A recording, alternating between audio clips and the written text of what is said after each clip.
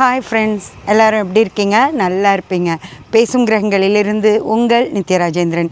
Friends, நான் இப்போ எங்கே வந்திருக்கேன் அப்படின்னு உங்களுக்கு இந்த பின்னாடி தெரிகிற ஆறை பார்த்தாலே தெரிஞ்சிடும். வனபத்ரகாளி அம்மன் கோவிலுக்கு வந்திருக்கேன். ஆடி ஒவ்வொரு வாரம் ஒவ்வொரு கோயில் போடணுன்னு சொல்லி முடிவு பண்ணேன். அதில் இந்த வாரம் வனபத்ரகாளி அம்மன் கோயிலுக்கு வரணும் அப்படின்னு சொல்லி வந்திருக்கேன். நான் வந்திருக்கிறது 30ஆம் தேதி ஃப்ரெண்ட்ஸ், வியாழக்கிழமை. கூட்டமே பெருசாக இல்லை, ரிலாக்ஸ்டாக நான் உள்ள சாமி கும்பிட்டு வந்துட்டேன். இன்னும் அங்கே பார்த்த விஷயங்கள், இன்னும் நிறைய விஷயங்கள் பற்றி நான் உங்ககிட்ட இதில் சொல்கிறேன். அப்படியே பார்த்துட்டே வாங்க. இப்போது பின்னாடி ஆறு பாருங்கள், எவ்வளோ அழகான சூழ்நிலையில் இந்த கோயில் அமைஞ்சிருக்கு அப்படின்னு சொல்லி பாருங்கள். அப்படியே பார்த்துட்டு சீக்கிரமாக போயிடலாம். ஒரு குட்டி பஃபலோ கூட்டம் வருது, அது என்ன பண்ணுன்னு தெரியல. திரும்பி அது காட்டு. ஆமாம், 3 பேரா? எத்தனை பேர் இருக்காங்க? 6 பேர் இருக்காங்க. வந்துரு.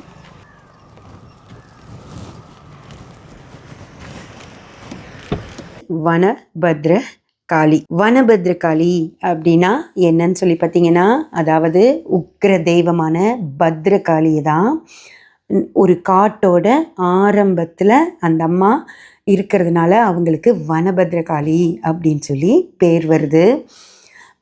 இந்த காட்டு பக்கத்தில் இருக்கிற கோயில்கள் எல்லாமே பார்த்திங்கன்னா, அதாவது நம்ம பண்ணாரி போயிருந்தோம். அந்த பண்ணாரி அந்த மைசூர் காடு தொடங்குகிற இடத்துல இருக்கிற ஒரு முக்கியமான வனப்பகுதியில் தான் அந்த கோயில் அமைஞ்சிருந்தது. அதே மாதிரி தான் இந்த வனபத்ரகாளி அம்மன் கோயிலும். ஊட்டி மலை காடுகள், அடர்ந்த ஊட்டி மலை காடுகள் ஆரம்பிக்கிற இடத்துல இந்த வனபத்ரகாளி அம்மன் கோவில் அமைஞ்சிருக்கு. ஏன் இந்த மாதிரி காடுகளுடைய ஆரம்பத்தில் அம்மன் கோவில்கள் அமைஞ்சிருக்கு அப்படின்னா, அந்த தெய்வம் அதாவது அந்த காட்டு பகுதிக்குள்ளே மக்கள் போகும்போது, காட்டுப்பகுதினா சாதா காட்டுப்பகுதி இல்லை, அடர்ந்த காட்டுப்பகுதிகள். ஒரு 10 அடியில் யாராவது ஒரு மரத்துக்கு பின்னாடி நிற்கிறாங்க, ஒரு மிருகம் அந்த மரத்துக்கு பின்னாடி நிற்கிது அப்படின்னா யானை கூட கண்ணுக்கு தெரியாதான். அவ்வளோ அடர்ந்த வனப்பகுதியாக இருக்கும். ரொம்ப நமக்கு பக்கத்திலேயே மிருகங்கள் நிற்கிறது கூட தெரியாதுன்றதுனால இப்படிப்பட்ட ஒரு வனப்பகுதிக்குள்ளே சில தேவைகளுக்காக மக்கள் போவாங்க இல்லைங்களா? விறகுகள் பொறுக்க, தேன் எடுக்க, இன்னும் பல மூலிகைகள் பறிக்க, அந்த மாதிரியெல்லாம் போகிறப்போ எங்களுக்கு எந்த மிருகங்களால் எந்த தொல்லையோ உயிர் சேதமோ ஏற்பட்டுக்கூடாது, தெய்வமே நீ தான் எங்களை காப்பாற்றணும் தாயே அப்படின்னு சொல்லி இந்த அம்மனை வழிபட்டுட்டு அவங்க காட்டுக்குள்ளே போய் பத்திரமா திரும்பி வந்ததுனால இந்த அம்மனுக்கு மிக சக்தி வாய்ந்த அம்மன், பத்திரமா நம்மளை திருப்பி கொண்டு வந்து விட்டுருவா அப்படின்னு சொல்லி இந்த அம்மனுக்கு வனபத்ரகாளி அம்மன் அப்படின்னு பேரும் இவங்க மேல மக்களுக்கு மிகப்பெரிய நம்பிக்கை வந்ததுனால காவல் தெய்வமா காக்கும் கடவுளா இருக்காங்க. மிக மிக சக்தி வாய்ந்த இந்த வனபத்ரகாளி அம்மனுக்கு மக்கள் விசேஷங்களையும் நல்லபடியாக செய்கிறாங்க. அதே போல் இங்கே குண்ட திருவிழாவும் இருக்குது. அதுவும் ரொம்ப ரொம்ப விமர்சையாக நடக்கும். அதுக்கு நிறைய கூட்டம் வர்றதுனால இங்கே போலீஸ் பாதுகாப்போட மிக சிறப்பாக தமிழக அரசு இதை நடத்திக்கிட்டு இருக்கு ஃப்ரெண்ட்ஸ்.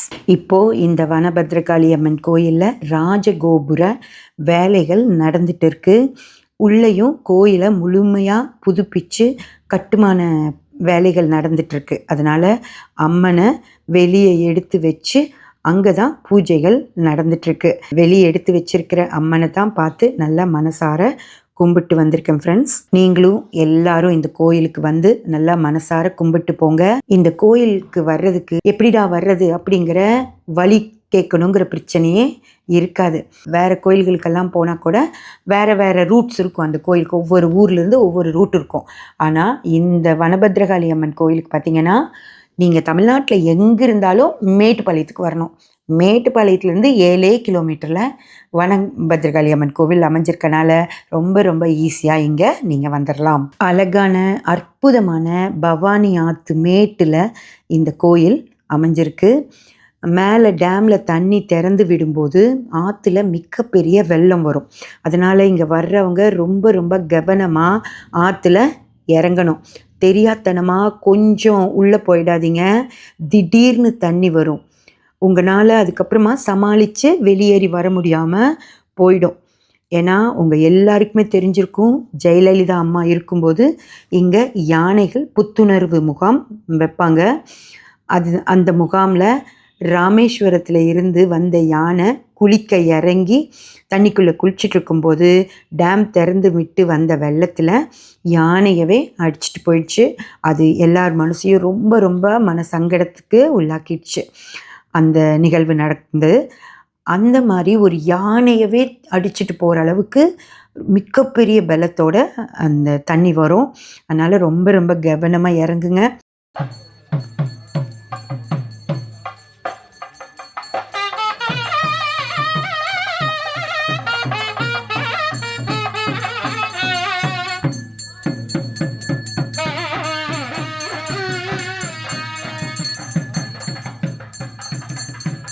ஃப்ரெண்ட்ஸ், ரொம்ப நல்லா இருக்குது. பத்ரகாளி அம்மன் கோயில் ஆறு இது. மேட்டுப்பாளையத்தில் ஓடுற பவானி ஆறு பார்க்கணும் சொல்லி நல்லா ஒரு 1/2 கிலோமீட்டருக்கு கோயிலுக்கும் அதுக்கும் பார்க்குறக்காக இங்கே வந்து நின்று பார்த்தேன். சூப்பர்பாக இருக்குது. அட்டகாசமாக இங்கே ஊட்டி மலை அந்த பக்கம், இங்கே அப்படியே பாக்கு தோட்டங்கள்லாம் இருக்குது. இங்கே ஆறு போகுது. நிறைய பேர் வந்திருக்காங்க குளிக்க. எல்லாம் ரொம்ப சந்தோஷமாக இருக்குது. பார்க்குறக்கு ரொம்ப அழகாக இருக்குது. ஆனால் எனக்கு மட்டும் இது ரொம்ப ரொம்ப சோகமான இடம். என்ன சொல்கிறதுனே தெரில. எங்கள் அப்பா, அதாவது ஒரு இன்றைக்கி எனக்கு 53 வயசு ஆகுது. 50 வருஷத்துக்கு முன்னாடின்னு வச்சுக்கோங்களேன், என்னோடய 1.5 வயசில் எங்கள் அப்பா வந்து இந்த ஆற்றுல வந்து குளிக்கும்போது தான் சுழலில் சிக்கி இறந்து போயிட்டார். அப்போலேருந்து என்னை வந்து இங்கே யாரும், எனக்கு விவரம் தெரிகிற வரைக்கும் யாருமே கூட்டிகிட்டே வரல என்னை இங்கே. மனசு கஷ்டமாக இருக்கும்னு நினச்சாங்களா என்னன்னு தெரில. ஆனால் எனக்கு இப்போ அப்படி ஒன்றுமே தெரியல. நான் ரொம்ப நாள் கழித்து இங்கே வரேன். எனக்கு ஞாபகம் இருந்து நான் இங்கே வர்றது இப்போ தான். இப்போ இங்கே வந்து ஆறு பார்க்கும்போது எங்கள் அப்பாவையே பார்க்குறக்கு எல்லாமே இந்த ஆறு பண்ணிடுச்சு. எங்கள் அப்பா முகத்தை நான் பார்த்ததே இல்லை. எனக்கு அப்பா இருக்காருங்கிறதே எனக்கு தெரியாது. அவ்வளோ சின்ன வயசில் 1.5 வயசில் எங்கள் அப்பா இறந்து போயிட்டார். அது இங்கே தான், அது இந்த இடத்துல தான், இங்கே தான் அப்படின்னு நினைக்கும்போது மனசுக்கு ரொம்ப கஷ்டமாக இருக்குது. ஆனாலும் அவரோட ஆயுள் அவ்வளோதாங்கிறப்ப இந்த இடம் என்ன பண்ணோம், இந்த அம்மா என்ன பண்ணோம், எல்லாருக்கும் நல்ல வாழ்வு கொடுக்குற அம்மா தான் எங்கள் அப்பாவை எடுத்துகிட்டு போயிடுச்சு. ஆனால் அது வந்து நான் அப்படி இந்த அம்மானாலினோ இந்த இடத்துனாலினோ நான் நினைக்கல. எங்கள் அப்பாவுக்கு அவ்வளோதான் ஆயுள் இருந்திருக்கு. நான் அவரை பார்க்கக்கூடாதுன்னு எனக்கு விதிச்சிருக்கு. அதனால அது நடந்துருச்சு அப்படின்னு நினச்சிக்கிறேன். சோகமும் இல்லை, ஆனாலும் இங்கே வரும்போது நமக்கு அப்பா இல்லையோ அப்படிங்கிற ஒரு சின்ன ஒரு மனசு கஷ்டமாக இருக்குது. அவ்வளோதான், சோகம்லாம் இல்லை.